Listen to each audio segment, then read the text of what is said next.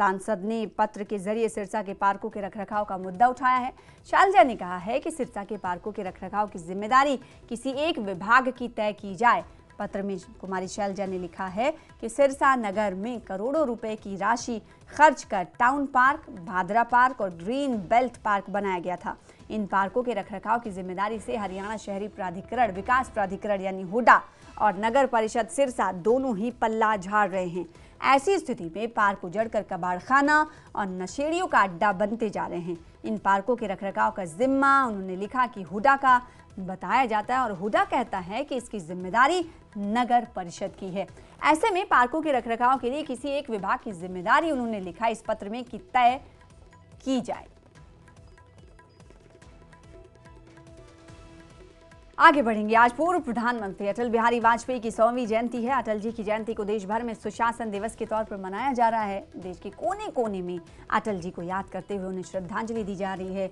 2 तस्वीरें TV screen पर आपको दिखा रहे हैं। पहली तस्वीर दिल्ली में सदैव अटल समाधि स्थल की है, जहां श्रद्धांजलि समारोह का आयोजन किया गया। राष्ट्रपति, उपराष्ट्रपति, प्रधानमंत्री मोदी और गृह मंत्री अमित शाह ने यहां अटल जी को श्रद्धांजलि दी। इसके साथ ही अन्य कई बीजेपी नेता समाधि स्थल पर श्रद्धांजलि देने पहुंचे। वहीं दूसरी तस्वीर हरियाणा में गुरुग्राम की है।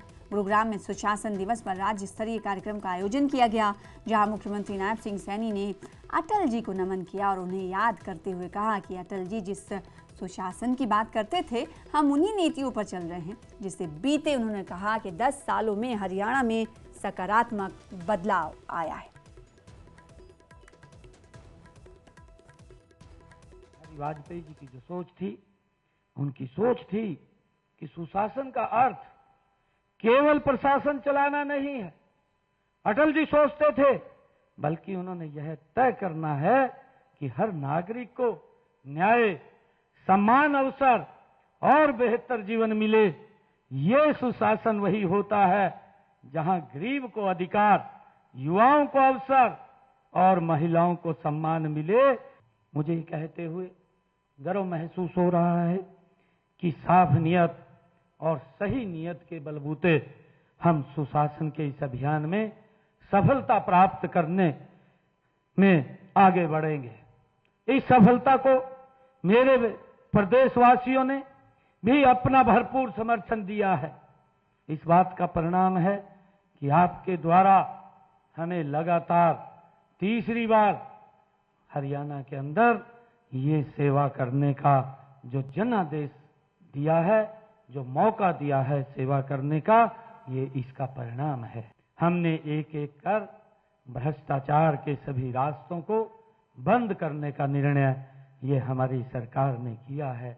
चाहे सीएलयू के नाम पर लूट को बंद करना हो, सरकारी नौकरियां सिर्फ मेरिट के आधार पर युवाओं को देने की बात हो, और चाहे कर्मचारियों के तबादलों को ऑनलाइन करने की बात हो, चाहे मिट्टी के तेल के खेल को बंद करने की बात हो, हर गरीब को गैस मुफ्त देने की बात हो, और फिर गरीबों के राशन, पेंशन, वजीफे, सब्सिडी में चल रहे फर्जीवाड़े को बंद करने की बात हो, हमने कभी पीछे मुड़ करके नहीं देखा है। ये पिछले 10 वर्षों में हमारी सरकार ने लिया है। एक लोगों के जीवन के अंदर सकारात्मक बदलाव आज हरियाणा प्रदेश के 2 करोड़ 80 लाख लोग वो महसूस कर रहे हैं।